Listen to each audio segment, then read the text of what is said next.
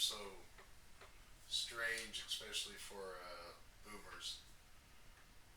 I've had some time to sit back and kind of reevaluate my life over the years, and I guess the best way to put my whole existence is I started out really good.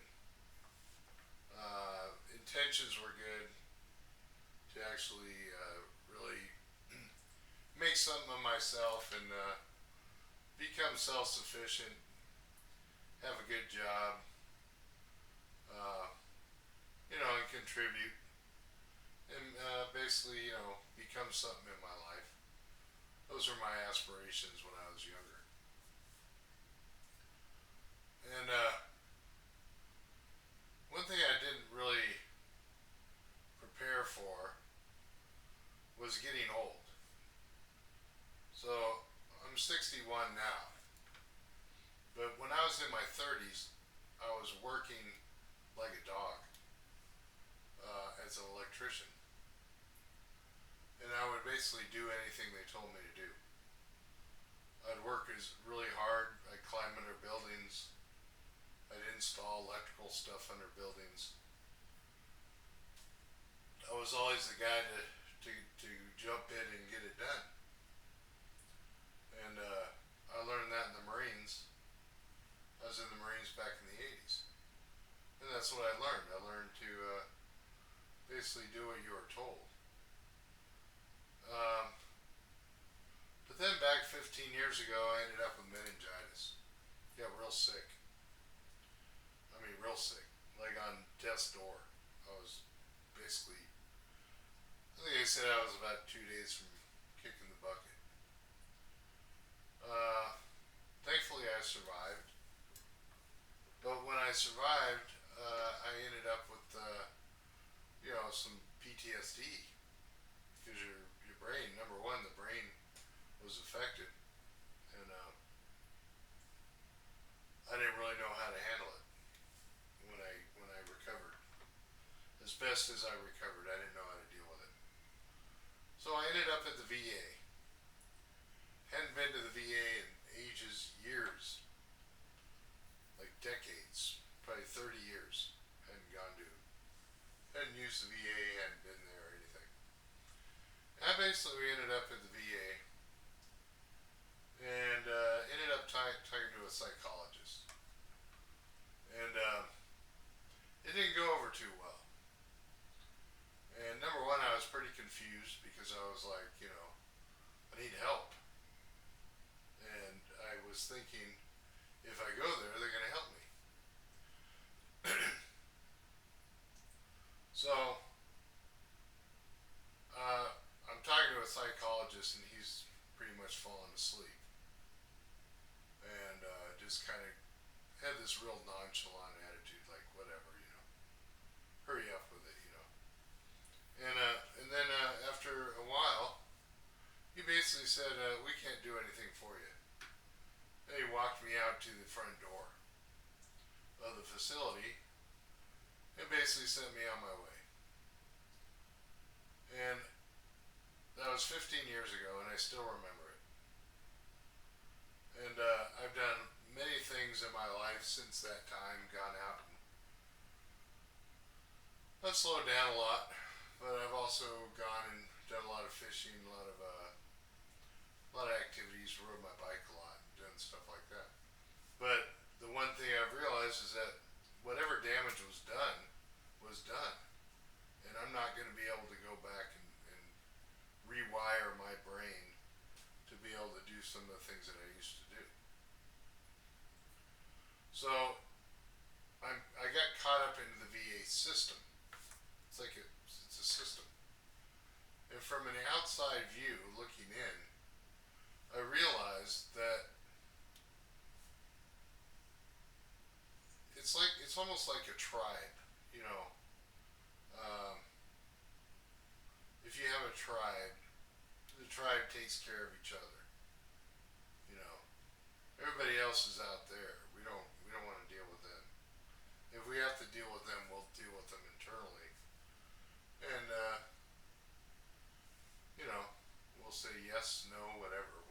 decisions. And I got caught up into that whole system.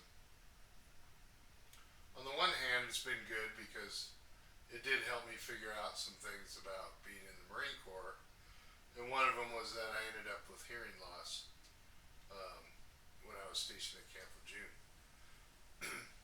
And I was also in the Marines at the time of the Camp Lejeune water contamination period. So that was another hit right there.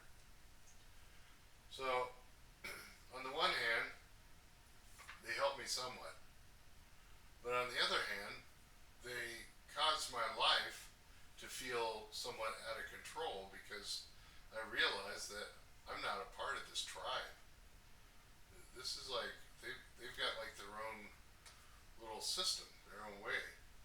And ever since 15 years ago, I've always been thinking of ways to get away. Like I want to get away from it. I don't want to be a part of it. The problem is that we have to have money to survive. But at what cost are we willing? What are we willing to give up just to survive?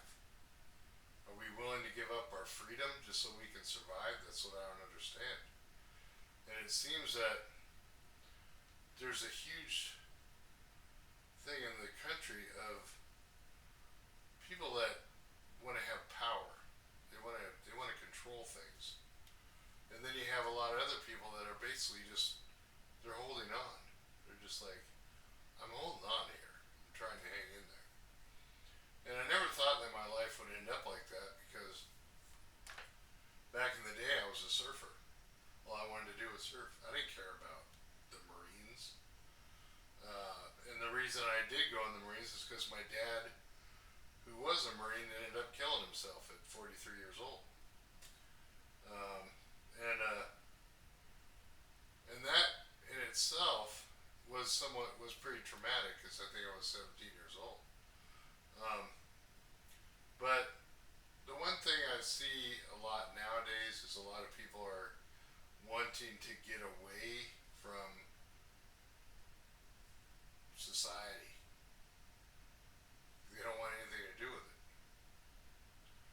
because they realize that they're getting less and they're putting out more. So, and to get into somewhere, you have to join a tribe. You have to be part of a tribe. You want to join us?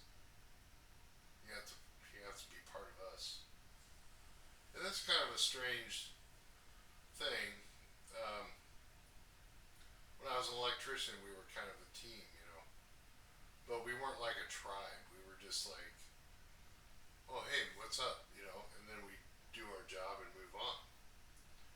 But what I've noticed now is that, especially with technology, is that a lot of those jobs, I guess you'd call them, back in the day, are kind of going away. I mean, they have jobs like sign holders. You could be a sign holder, and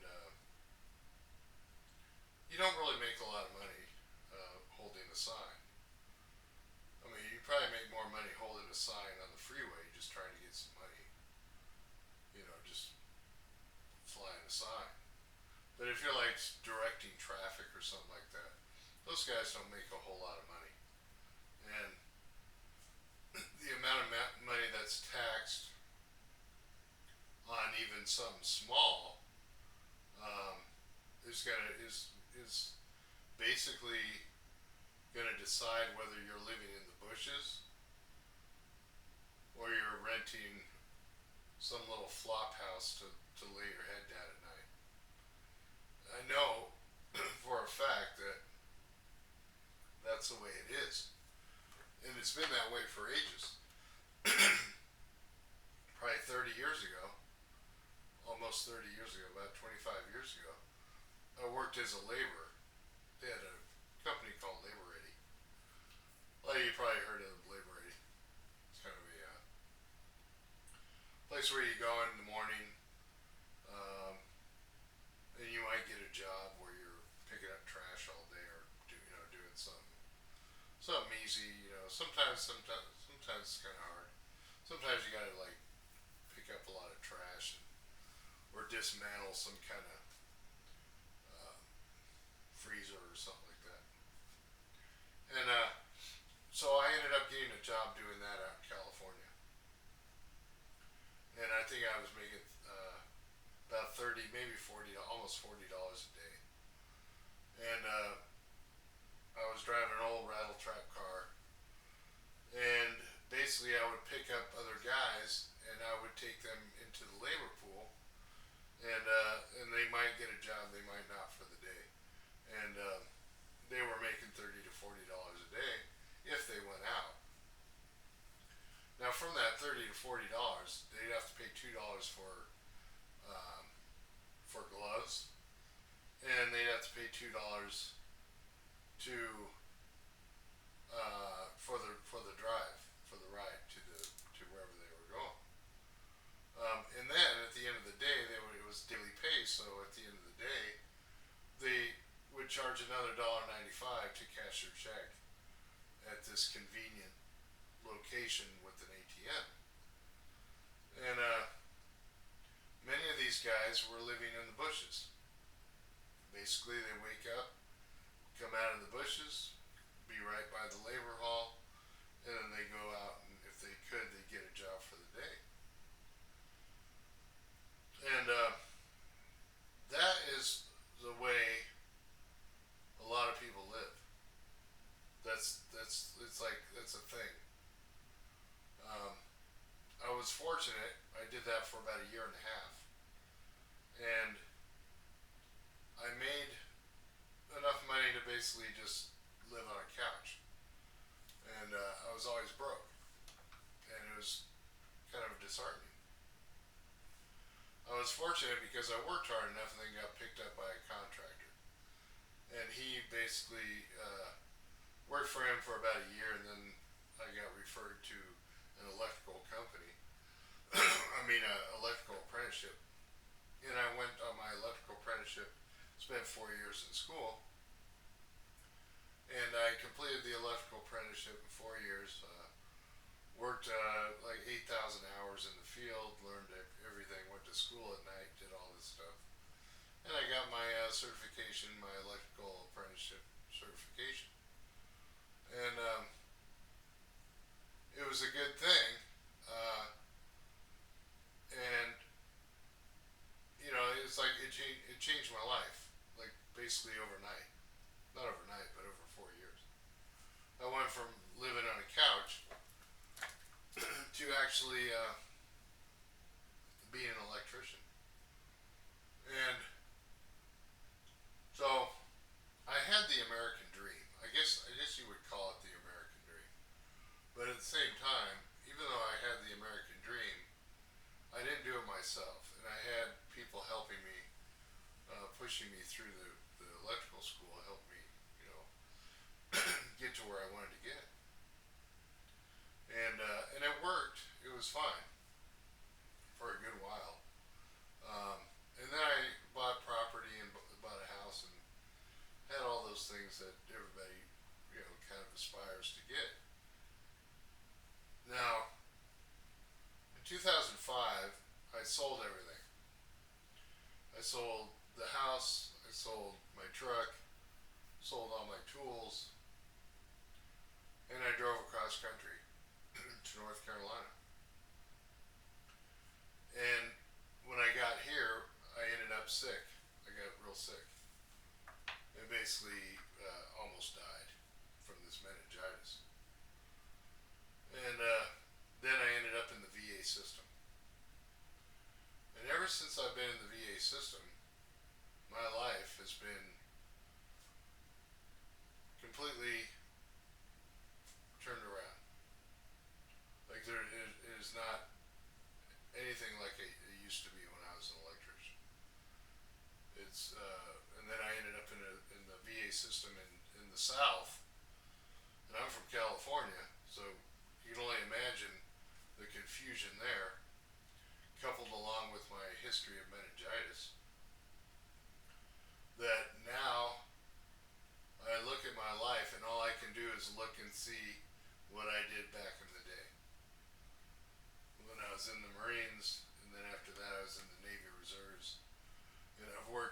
tons of jobs all over the country. Um, Worked on many different states. Uh, Worked as a loader for Schwann's food company. And I did all those things, almost all of it, before I was even 40 years old. And then when I got 43, ironically, the same age as my dad was when he killed himself, is when I got sick. And now I'm 61 years old. So I look at my life and I'm like, what more is there? Um, and I started thinking, you have to be really careful who you hang out with. You got to be really careful who you allow in your little tribe, especially with the history of what I've been through. And I can totally relate to people who are having a difficult time. Because even when I got out of the Marine Corps, it was hard back then. And I was 18 years old. And at 18 years, or 22 when I got out, but 18 years old when I went in. So I actually went in at 17, but at 22 years old when I was completed 4 years of the Marine Corps, I was completely confused, thrown out in a world that I had no idea how to navigate. And so the only thing I would say at this point is that I did the very best I possibly could with what I was given and what I was left with after my dad died, and then after I ended up with the meningitis. I did the very best I could.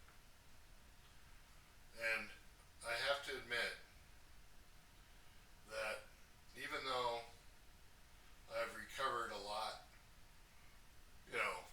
monetarily, um, yeah, like, I got cars, a couple cars, which everybody equates to being the American dream, but I realize it's not really the American dream. It's more like it's the American liability. So you have to pay car insurance, you pay car payments, car insurance, gas, and that in itself is very pricey. That costs a lot of money right there. And then when you look at housing prices, if you don't have a lot of money to begin with, you probably never will. And that's just from 61 years of living and going out and actually learning a trade, completing the military with 2 honorable discharges. But in today's society, nobody wants to hear about somebody that is a veteran, because usually veterans are considered, damaged or whatever. There's something wrong with them or something. Um, or any other type of real, accomplishments or anything. But if you're like a TikToker, and you make a souffle, you can end up like, make 6 figures off one video or whatever. This is an example. So for all of us that are from the old school, who grew up, like say 70s, even the 80s, this is foreign water for us. Because, sure, some people can create their own business or create their own, channels and stuff. My channel is nothing. I just kind of do it for fun. But for all of us older people, living in the United States has turned into it's almost scary, because of the whole tribe thing. If you're part of a tribe, if you're part of some kind of if you're part of something bigger or something like that, it's great. For me, being a ex-Marine or a Marine Corps veteran, I never learned how to adapt into civilian life and be a tribe member. I was always good at doing a job. I was good at working, but I was never good at the social aspects of being a part of the tribe. I was just good at going in and doing a job. So, but I see a lot of people nowadays that are really kind of at odds, like what to do. Almost seems like it's like a deer in the headlights kind of scenario for a lot of people, where they're like, I don't know what to do. And so my only thing I would say to that is, you're not alone. Um, I've struggled with it for many years now. Even after the Marines, I was homeless and riding through the parks to get cans during the sometimes at nighttime. I'd ride around on my bike and collect cans just to get like $2. And that's a real thing. A lot of times they say, well, it's a mental health disorder, but at the same time, I mean, what do you expect if you're not accepting people into any type of supportive group or something? I mean, would you expect mental illness to go away? Is it just supposed to disappear just because you ignore it? No, it's always going to be there. And we are the ones that create this. It's our own. It's the people that you live next door to. It's the people at your job, whatever. So for all those people that think that we're feeling isolated, the only thing that I've found any type of solace at all is going to church. I'm not even a church guy. I grew up in the church, but um, just going to church has helped me to at least feel accepted, you know, instead of just sitting around going, what am I doing? What do I do? What do I do? At my age, I don't really have to do anything. Um, I'm not about to turn into one of those so-called gurus that goes and runs 25 miles at 75 years old. That's not me. I'm not going to do that. Because I don't believe half of that anyway.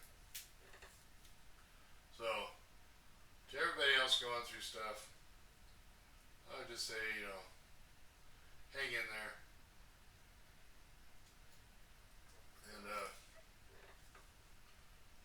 And maybe just like, don't try to fix the world. Maybe just watch the world. Watch it all unfold. Just, if you don't feel accepted, then just become an observer. Because that's kind of what I've become, is just an observer of life. And sometimes that's better than jumping in the fire and getting all in the mix, just so you can be part of a tribe. Thanks for watching. This is my thoughts on